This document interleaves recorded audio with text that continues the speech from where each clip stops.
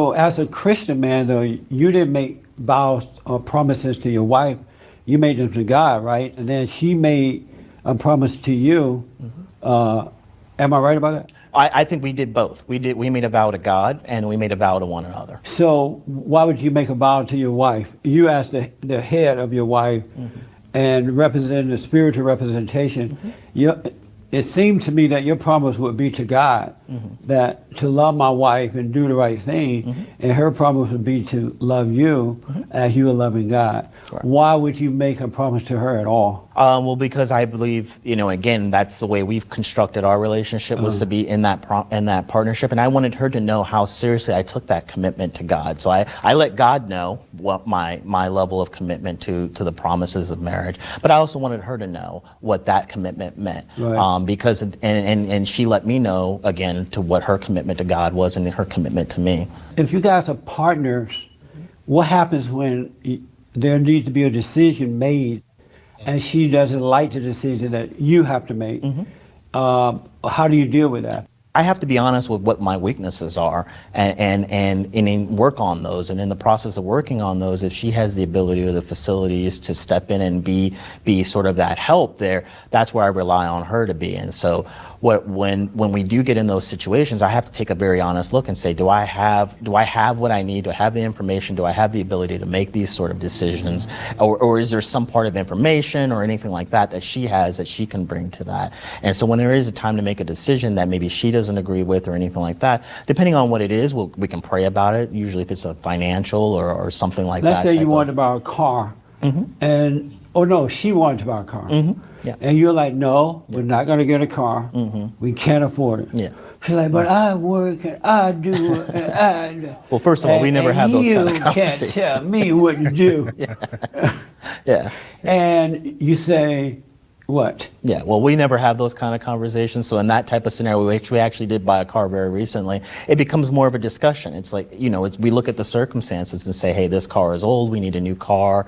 Is this the right time to do it? But what happens though if you insist that we're not going to get it? I don't think that would never, that's not how I would do it. You would never insist that we're never going to do that. Why not? Even if, let's say you can't afford it, she is insistent on getting it anyway, would you put your... See, to me, that's not equally yoked. So that's why I say equally yoked is a very core fundamental Define thing. equally yoked for me. For me, equally yoked, see, there's a traditional sort of what everybody commonly believes in the parable from the Bible, where you have two oxen who are being led by God, and they have the wooden yoke around them, and they're both being led out in the pasture. But I take it probably a step further and say that what's important for me is not only that we're equally yoked, that we're tied together, but we're also facing the same direction. You see what I'm saying? Right. So I wouldn't be with somebody who says, yeah, I want to be equally yoked, but I want to go over there. I want to be equally yoked with somebody. But you and your wife, you do argue and disagree on things. Absolutely, sure. How do you deal with that? Do you tell them to be quiet? No, absolutely. I mean, so first let me qualify. The first thing is she's an attorney. So that's the first thing I have to qualify. So my arguments better be on points. I have to have point and counterpoint arguments. But more importantly, again, depending on what it is, if it's a very fundamental issue, we'll pray about it, absolutely. And we'll pray that God will bring us to a point of understanding. But again, part of what's so fundamental, and I can't stress it enough because I tell young couples who are getting ready to be married, is how important it means and what that means to be equally yoked. Because my wife and I won't have a disagreement that, or at least we haven't in the 18 years, that has been that sort of fundamental where I'm seeing one thing one way and she's seeing it completely different. Usually it's varying shades of gray. So in the example you gave of the car, it's more of a question of what car do we get, not do we need a car or we can't afford a car. So have you ever had to say no to your wife? You can't do this? No. You never had to say that? Not that I know of. Have she said it to you? No. No. Do you tell your wife your problems? Oh, absolutely. You do? Yeah. I noticed that a lot of men tell their wives their problems. And that is new to me. Well, let me qualify it. Let me qualify that, because it's not that she's my therapist or anything like that. Because I don't put that responsibility. I put that responsibility on God. So when it's usually a problem, it's more like, hey, I spoke to God about this, and here's what I'm feeling God's telling me, and it's more of that and more of a discussion. I'm not saying, hey, babe, I got this problem, help me figure it out. I wouldn't want to put that burden on her. I personally think that a man should never, ever tell a wife his problems or his girlfriend before marriage. And the reason I feel that way because women are not strong enough to handle that. And it's her responsibility to look up to the husband as the husband looked to Christ. So why would you tell her anything like that at all? No, I don't subscribe to that at all. Why not? Well, because the way I look at my marriage is it's a partnership. Well, we use that word, we see that definition a little bit differently. But what can your partner do about your problems? Well, again, she's and a I go weaker back. vessel. Yeah, you I do go agree back. she's a weaker vessel than you, right? No, I don't agree with that at all. You ever. think your wife is as strong as you are? Well, that's what I said before. I said I'm comfortable in the fact that I'm not perfect, that I'm fallible, and that I have weaknesses and I have strengths. And you don't let her know those weaknesses, though, right? I think through the course of marriage, you understand those weaknesses. Again, I'm equally yoked with her. So if I have a bum leg and she's got a stronger leg, I'm going to rely on that stronger leg. There's nothing I can do about that bum leg. I can't make that leg stronger. I want to rely on her to have that stronger leg in those particular circumstances. So I'm secure enough to understand that I'm not perfect and that I make mistakes and that there's things that I'm weak on that I'm working on, and vice versa. And so I rely on her in those areas where, especially where I know she has a strength. Given her profession and what she's done in her life. Well, let me ask this way. When you are emotionally weak, would you let her know that too?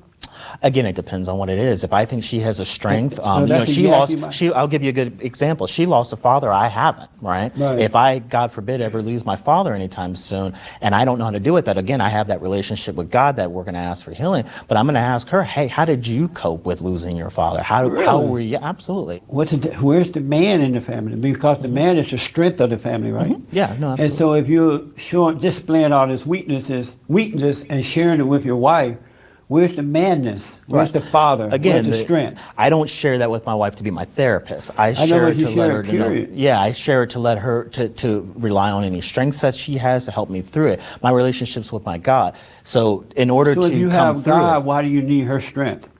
because I know that there's things that God hasn't revealed to me yet. I know that there's weaknesses. I know that there's things that I'm not strong in that I haven't attained a certain level of comfortability with. But why not just go directly to God? No, I do. And Instead that's what of I'm even saying. sharing it with your wife. And if you need someone to talk to your father. You say your father, you respect your father, Oh, right? absolutely. And I do. So talk to him No, and I instead do. of your wife. No, I do. I think there's a lot of things I share with my dad to get his perspective. Right. But again, because of the level of respect I have for my wife, and because I know the strengths, and I don't have the benefit of knowing her, but she's a remarkable woman. But That's what all weak men say. No, I'm kidding. Again, you haven't met her. If you did, I mean, we could spend a whole hour talking about her. But yeah, I understand where you're coming from, and Where am I think- coming from? I think you're coming from, for me, it's a very sort of what I call, old school, for lack of a better way of looking at things. And that's really where redefining Dad comes from, is it's recognizing that we're part of this world, we're in the 21st century, we don't prescribe to it, but there's ways of working where maybe in the past they had, in a different way of thinking, maybe there's ways to improve upon that. Maybe there's ways to do things differently that raise healthy children, that make ourselves even better than when we were. But redefining men and dads and turning them into like an emotional woman No, is that's going to not only make the situation worse. Whereas when we had fathers who were men, and you can tell the difference between the father and the mother, then you had stronger families. But if the men start to act like the women in the family, you're going to have a weaker family, and the kids are not going to respect the father. My father lost his father at a young age. There was also, along with that, a detachment, right? There was, the father worked and he came home and he had his scotch and that was it. There wasn't that emotional relationship. And I believe that severely impacted a lot of people that I choose to rectify, right? My daughter needs to understand what it means to be a man, and she needs to understand, and I want her to find somebody who emulates my behavior, and I want her to be the person that I emulate. You don't get that from a father who just comes home and has scotch. But if you're an emotional person like your wife, their mother, they're not going to get the father's love. They're just going to get the mother's love coming through you. I completely disagree with that. And it's a different way, right? The mother's love is completely different. There's no way I can love my children the way that their mother loves them. I love them the way I love them, and they'll understand that. Is there a difference between men and women? Absolutely. What's the difference? I think that the difference that I kind of prescribe to is and really, and that's kind of where my blog is kind of going, is that for too long, I think men have looked at this sort of way when I said the boys will be boys, that we're this infallible being, that we've transcended to this level where, what we say goes, right? I grew up with that, dad says goes. Well, yeah, but who's checking dad? Dad's not perfect. Dad doesn't Why does always he need someone to check him? because he's not perfect, because he's fallible, because he makes mistakes. His relationship or correction would come from God and not some human being. Well, if you Isn't that believe right? that way, if you You don't believe believe that that way. way? I know, I absolutely believe that my correction comes from God, but I also believe that, that I'm not perfect, and maybe I don't always heed the word of God, or maybe I don't always listen to that still voice telling me the direction to go.